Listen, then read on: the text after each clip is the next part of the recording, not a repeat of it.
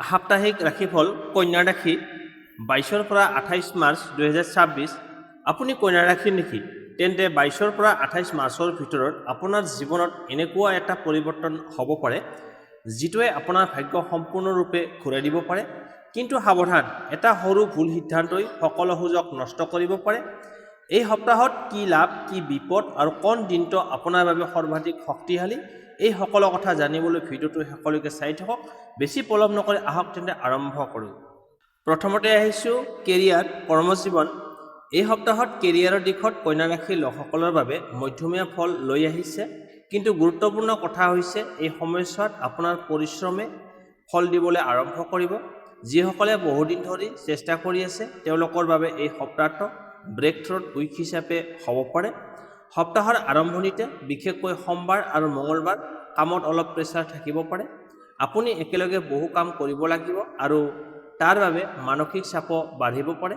কিন্তু এই সময়ত আপুনি যি ধৈৰ্য আৰু পৰিকল্পনা দেখুৱাব সেইটোৱে আপোনাক আনসকলৰ পৰা পৃথক কৰি তুলিব।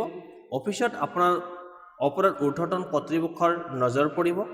মঙলবাৰৰ পাছত অৰ্থাৎ বুধবাৰৰ পৰা পৰিস্থিতি লাহে লাহে আপোনাৰ পক্ষলৈ আহিবলৈ আৰম্ভ কৰিব।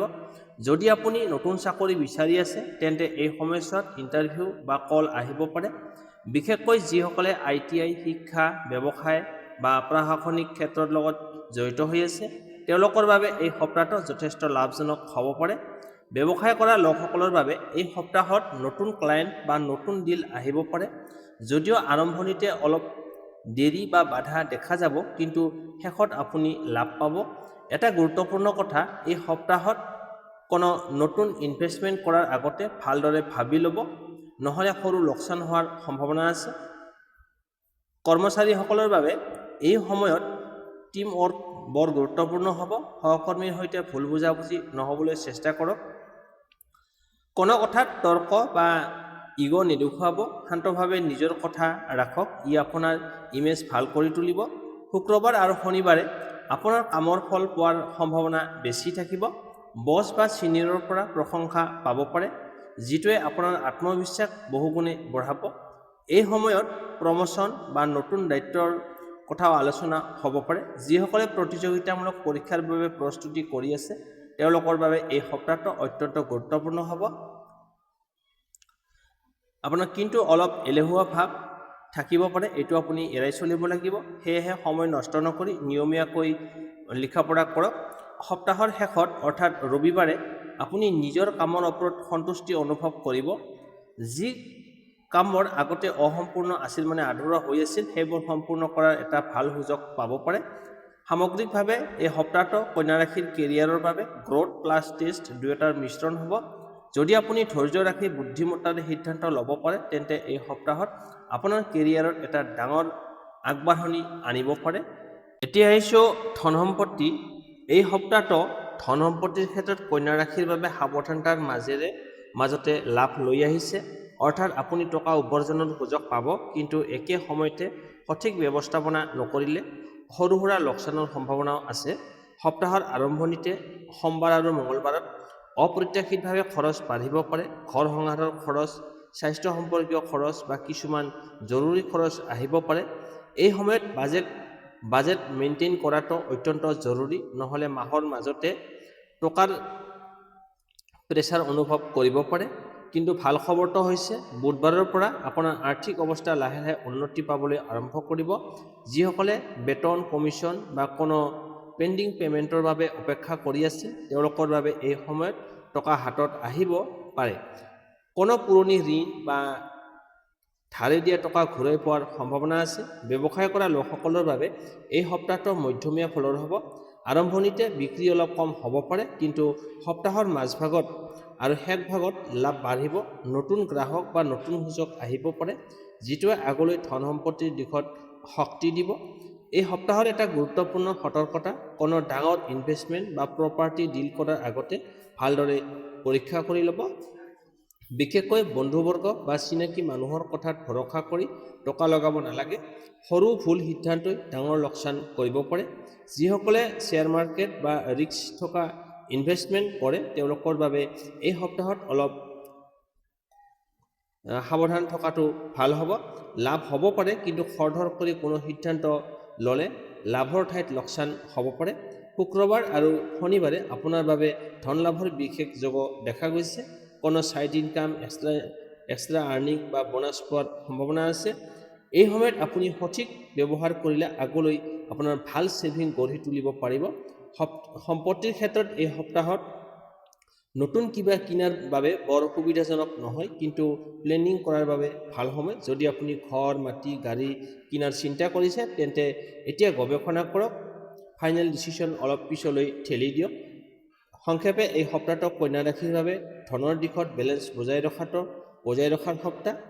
উপাৰ্জন থাকিব, কিন্তু সঠিক নিয়ন্ত্ৰণ নাথাকিলে টকা হাতত নাথাকিব। সেয়েহে খৰচ নিয়ন্ত্ৰণ ৰাখক, সজাগ থাকক, তেতিয়াহে এই সপ্তাহত আপোনাৰ আৰ্থিক অৱস্থা শক্তিশালী কৰি তুলিব পাৰিব।